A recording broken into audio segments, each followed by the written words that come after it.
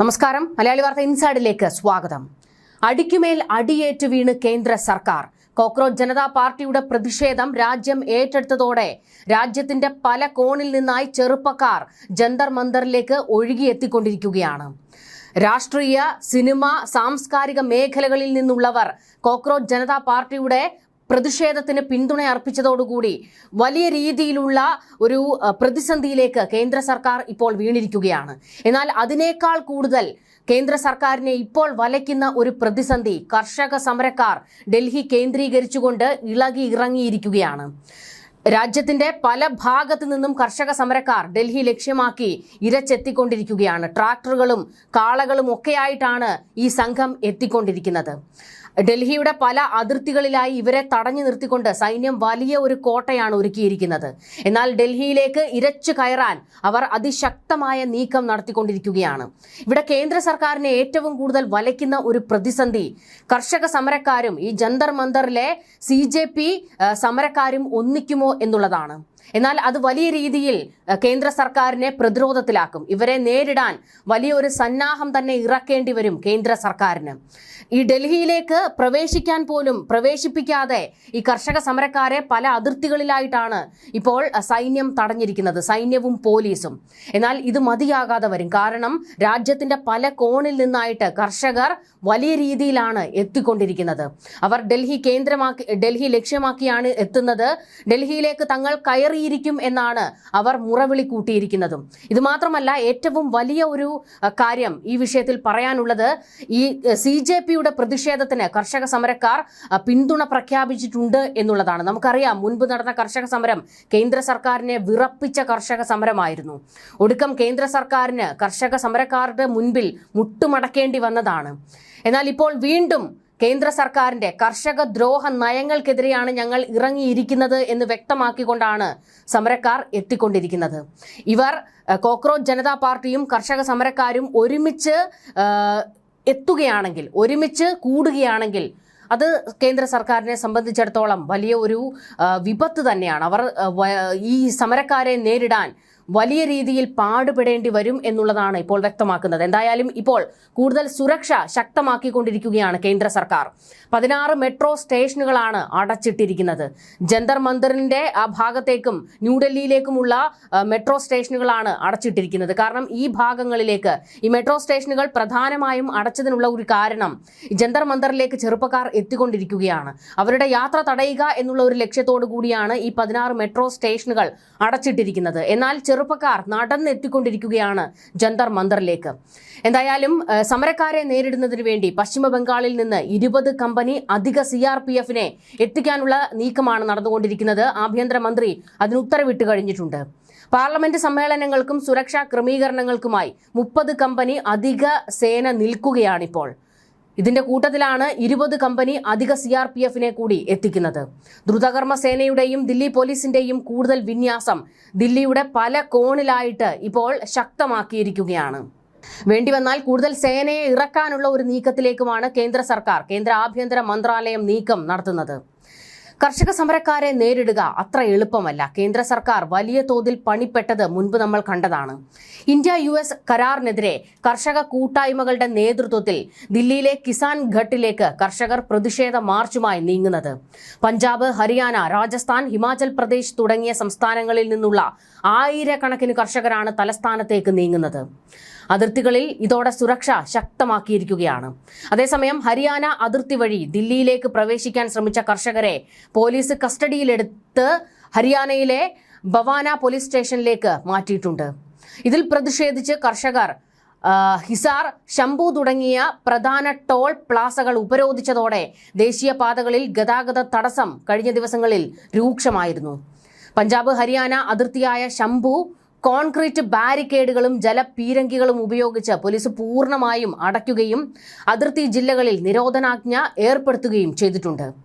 കരാറിനെതിരെ രാജ്യത്തെ കർഷക സംഘടനകൾ നേരത്തെ എതിർപ്പറിയിച്ചിരുന്നു. കരാറിൽ നിന്ന് പിന്മാറിയില്ലെങ്കിൽ പ്രക്ഷോഭം സംഘടിപ്പിക്കുമെന്നും ഇവർ മുന്നറിയിപ്പ് നൽകിയിരുന്നു. എന്നാൽ കരാറുമായി മുന്നോട്ടു പോകാനാണ് കേന്ദ്ര സർക്കാർ തീരുമാനം. ദില്ലിയിൽ വിദ്യാഭ്യാസ മന്ത്രി ധർമ്മേന്ദ്ര പ്രധാന്റെ രാജി ആവശ്യപ്പെട്ട് CJP സമരം കടുപ്പിക്കുന്നതിനിടെയാണ് കർഷകരുടെ പ്രക്ഷോഭവും എത്തുന്നത്. കഴിഞ്ഞ ദിവസമുണ്ടായ സംഘർഷത്തിൽ 70 പേർ ദില്ലി പോലീസിന്റെ കസ്റ്റഡിയിലായിട്ടുണ്ട്. സംഘർഷത്തിൽ പൊതുമുതൽ നശിപ്പിക്കൽ അടക്കം വകുപ്പുകൾ ചുമത്തിയാണ് കേസെടുത്തിരിക്കുന്നത്. 5 IPSകാർ ഉൾപ്പെടെ 118 പോലീസുകാർക്ക് പരിക്കേറ്റുവെന്നും പോലീസ് പറയുന്നു. പരിക്കേറ്റവരിൽ സ്പെഷ്യൽ കമ്മീഷണറും DCPമാരും ഉൾപ്പെടും. സമരക്കാർ 20 വാഹനങ്ങൾ നശിപ്പിച്ചു എന്നാണ് പോലീസ് പറയുന്നത്.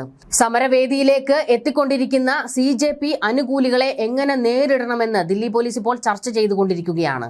ഒരു വഴിക്കൂടെ CJP പ്രവർത്തകർ നടത്തുന്ന സമരം, അതിനെ നേരിടണം. മറ്റൊരു വഴിക്കൂടെ കർഷക സമരക്കാരെ നേരിടണം. വല്ലാത്ത പ്രതിസന്ധിയിലേക്കാണ് ഇപ്പോൾ പോലീസും സൈന്യവും ഒക്കെ എത്തിയിരിക്കുന്നത്. പഞ്ചാബിൽ നിന്നുള്ള 100 കണക്കിന് കർഷകരെ ഹരിയാന പോലീസ് ശംഭു അതിർത്തിയിൽ തടഞ്ഞതോടുകൂടി വലിയ രീതിയിൽ ഇളകിയിറങ്ങിയിരിക്കുകയാണ് കർഷക സമരക്കാർ. ഞങ്ങളെ തടയാമെന്ന് ആരും കരുതണ്ട എന്നും മുൻപ് സംഭവിച്ചതിനേക്കാൾ വലിയ സമരമായിരിക്കും ഇനി കേന്ദ്ര സർക്കാർ കാണാൻ പോകുന്നതെന്നും അവർ വെല്ലുവിളിക്കുന്നുണ്ട്. ഡൽഹിയിലേക്ക് പ്രവേശിക്കാൻ കഴിയാതെ വന്നതോടെ കർഷകർ ശംഭു അതിർത്തിയിൽ തന്നെ പ്രതിഷേധ സമരം ഇപ്പോൾ ശക്തമാക്കിക്കൊണ്ടിരിക്കുകയാണ്. ഡൽഹിയിൽ ഒത്തുകൂടാനുള്ള തങ്ങളുടെ ജനാധിപത്യ അവകാശം ഹരിയാന, പഞ്ചാബ് സർക്കാരുകൾ തടയുകയാണെന്ന് കർഷകർ ശക്തമായി ആരോപിച്ചിട്ടുണ്ട്.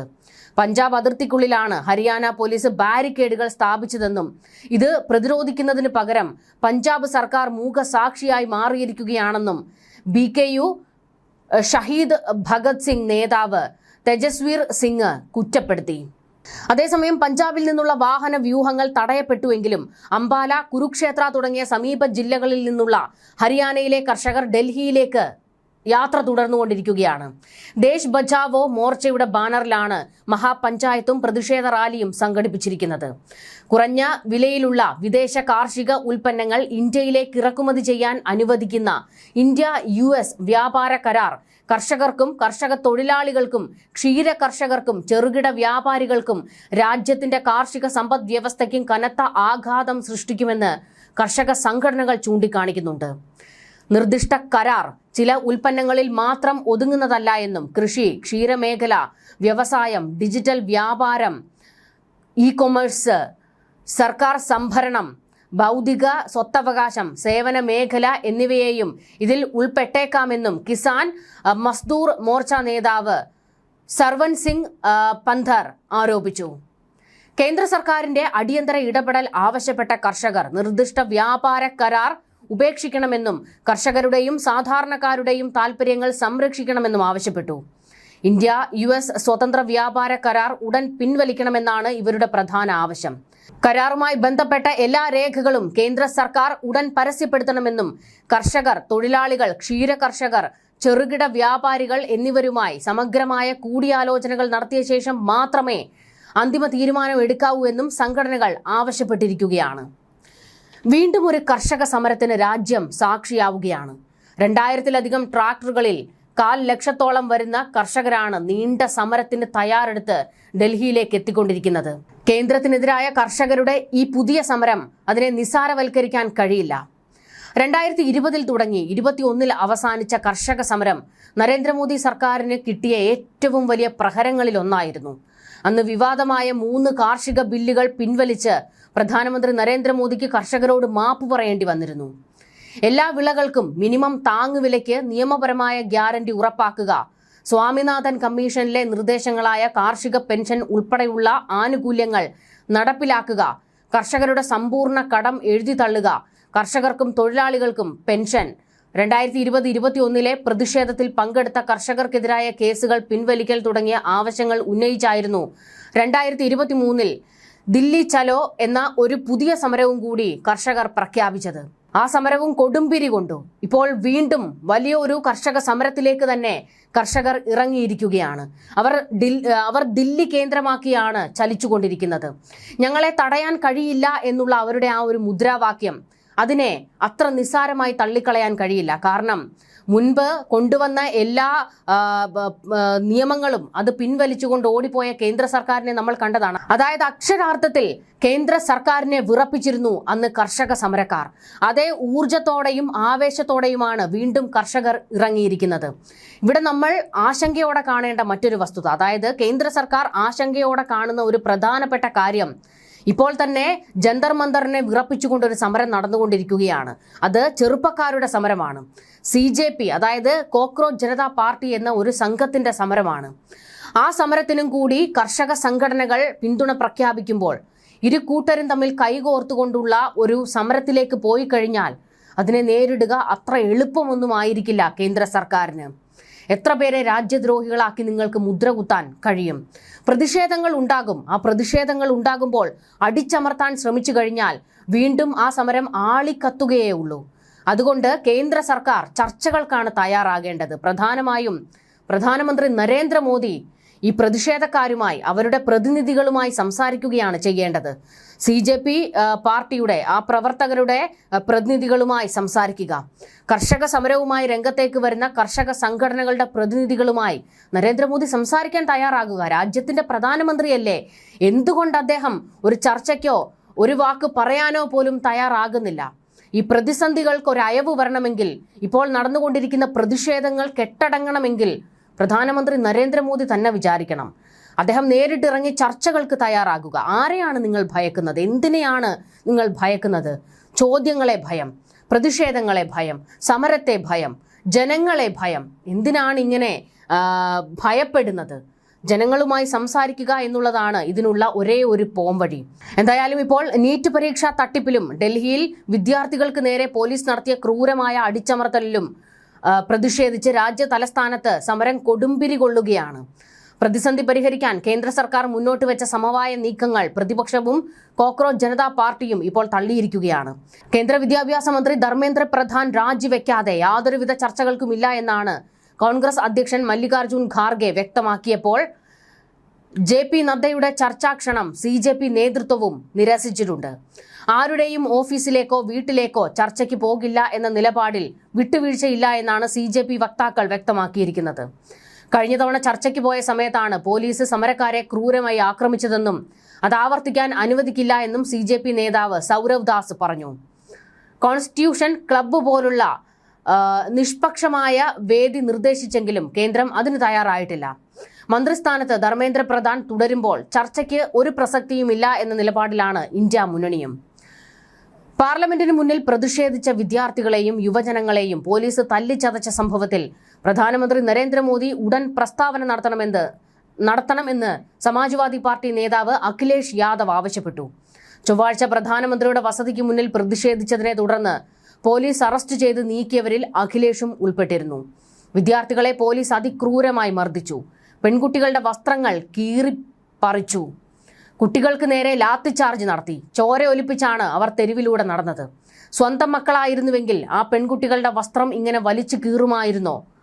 പാർലമെന്റിന് പുറത്ത് മാധ്യമങ്ങളോട് സംസാരിക്കുന്ന പ്രധാനമന്ത്രിക്ക് എന്തുകൊണ്ട് സഭയ്ക്കുള്ളിൽ പ്രതികരിക്കാൻ കഴിയുന്നില്ല എന്നും അഖിലേഷ് യാദവ് ചോദിച്ചു.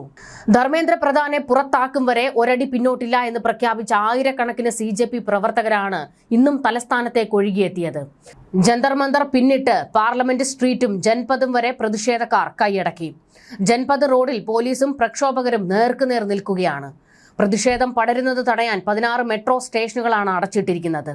കഴിഞ്ഞ ദിവസം ശ്രദ്ധ മുഴുവൻ പ്രധാനമന്ത്രിയുടെ വസതിക്ക് മുന്നിലെ കോൺഗ്രസ് പ്രതിഷേധത്തിലായപ്പോൾ കോണാട്ട് പ്ലേസിൽ പോലീസും ദ്രുതകർമ്മസേനയും പ്രതിഷേധക്കാരുമായി രാത്രി വൈകിയും ഏറ്റുമുട്ടിയിരുന്നു.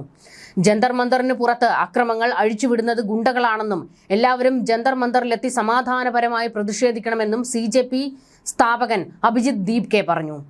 പാർലമെന്റ് മാർച്ച് വെറും ഒരു ടീസർ മാത്രമാണെന്നും അദ്ദേഹം കൂട്ടിച്ചേർത്തു. ധർമ്മേന്ദ്ര പ്രധാനെ രാജിവെപ്പിക്കണം എന്നുള്ളതാണ് CJPയുടെ പ്രധാന ആവശ്യം. തെറ്റുകാരനായ, ഒരു പിടിപ്പുമില്ലാത്ത ഒരു മന്ത്രി എന്തിനയാൾ ആ സ്ഥാനത്ത് തുടരുന്നു എന്നുള്ളത് CJPയുടെ ഇവിടുത്തെ ചെറുപ്പക്കാരുടെ ഏറ്റവും പ്രധാനപ്പെട്ട ഒരു ചോദ്യമാണ്. അയാൾക്ക് കഴിവില്ലെങ്കിൽ എത്രയോ പരീക്ഷകളുടെ ചോദ്യ പേപ്പറുകളാണ് ഇങ്ങനെ ചോർന്നു പോയിരിക്കുന്നത്. ഇതിൽ കൃത്യമായ ഒരു അന്വേഷണം നടത്താനോ കുറ്റക്കാർക്കെതിരെ നടപടിയെടുക്കാനോ കേന്ദ്ര സർക്കാർ എന്തുകൊണ്ട് തയ്യാറാകുന്നില്ല എന്നുള്ളതും വിദ്യാർത്ഥികൾ ഉന്നയിക്കുന്ന പ്രധാനപ്പെട്ട ചോദ്യമാണ്. അവരുടെ ന്യായമായ ചോദ്യങ്ങൾക്കാണ് നിങ്ങൾ മറുപടി പറയേണ്ടത്. അത് പറയാതെ അവരെ ഉരുക്കുമുഷ്ടി കൊണ്ട് നേരിടാനാണെങ്കിൽ തിരിച്ചും അവർ അതേ രീതിയിൽ തന്നെ ആയിരിക്കും സർക്കാരിനോട്, ഭരണകൂടത്തോട് പ്രതികരിക്കാൻ തയ്യാറാകുക. ഞങ്ങൾക്ക് നീതി നഷ്ടപ്പെടുമ്പോൾ നീതി നടപ്പിലാക്കുന്നതിന് വേണ്ടിയാണ് ഞങ്ങൾ പ്രതിഷേധത്തിന് ഇറങ്ങിയിരിക്കുന്നത് എന്നാണ് CJP പ്രധാനമായും വ്യക്തമാക്കിയിരിക്കുന്നത്. ഞങ്ങൾ ഗുണ്ടകളല്ല, ഞങ്ങൾ ക്രിമിനലുകളല്ല, ഞങ്ങൾ തീവ്രവാദികളല്ല, ഞങ്ങൾ രാജ്യദ്രോഹികളല്ല, ഞങ്ങൾ ഈ രാജ്യത്ത് ജീവിക്കുന്ന ചെറുപ്പക്കാരാണ്. ഞങ്ങൾക്ക് നീതിയും ജനാധിപത്യവും നടപ്പിലാകണം എന്നാണ് അവർ ഒരേ സ്വരത്തിൽ വാദിച്ചുകൊണ്ടിരിക്കുന്നത്. എന്നാൽ പ്രതിഷേധിക്കുന്നവരെ മുഴുവൻ ഒരു തീവ്രവാദി ചാപ്പ കുത്തുകയാണ് സംഘപരിവാർ ചെയ്തുകൊണ്ടിരിക്കുന്നത്. അത് അങ്ങേയറ്റം മ്ലേച്ഛമായ രീതിയാണ്. അവരുമായി സംസാരിക്കാനാണ്, ചർച്ച ചെയ്യാനാണ് കേന്ദ്ര സർക്കാർ തയ്യാറാകേണ്ടത്, പ്രധാനമന്ത്രി നരേന്ദ്രമോദി തയ്യാറാകേണ്ടത്. എന്നാൽ മോദി ഇപ്പോഴും അവരുമായി ഒരു ചർച്ചയ്ക്കോ രണ്ട് വാക്ക് സംസാരിക്കാനോ പോലും തയ്യാറാകാതെ മാറി നിൽക്കുകയാണ്. RSS BJP ഗുണ്ടകളാണ് പോലീസുകാർക്കൊപ്പം കയറിക്കൂടി ഈ വിദ്യാർത്ഥികളെ തല്ലിച്ചതയ്ക്കുന്നത്. ഈ RSS BJP ഗുണ്ടകളുടെ കൈകളിലുള്ള ലാത്തികൾ ഒന്ന് കാണണം. ആ ലാത്തികളിൽ ആണികൾ അടിച്ചു കയറ്റിയിരിക്കുകയാണ്. ഈ ലാത്തി കൊണ്ടാണ് ഈ വിദ്യാർത്ഥികളെ, പെൺകുട്ടികളെയും ആൺകുട്ടികളെയും ഒക്കെ അടിച്ചൊതുക്കുന്നത്. എന്നാൽ എത്രയൊക്കെ അടിച്ചൊതുക്കാൻ ഇവർ ശ്രമിച്ചിട്ടും അതിശക്തമായി തന്നെ അവർ പ്രതികരിച്ചു കൊണ്ടിരിക്കുകയാണ്. ആരും തന്നെ പിരിഞ്ഞു പോകാൻ തയ്യാറാകുന്നില്ല. അവർ ശക്തമായ പ്രതിഷേധങ്ങളുമായിട്ടാണ് ഇറങ്ങിയിരിക്കുന്നത്. അതിന്റെ കൂട്ടത്തിലാണ് കേന്ദ്ര സർക്കാരിനെ വലച്ചുകൊണ്ട് കർഷക സമരക്കാർ ഡൽഹി കേന്ദ്രമാക്കി ഇരച്ചുകൊണ്ടിരിക്കുന്നത്. രാജ്യം ഇപ്പോൾ കത്തുകയാണ് എന്ന് വേണം പറയാൻ. ന്യൂസ് ഡെസ്ക്, മലയാളി വാർത്ത ഇൻസൈഡ്.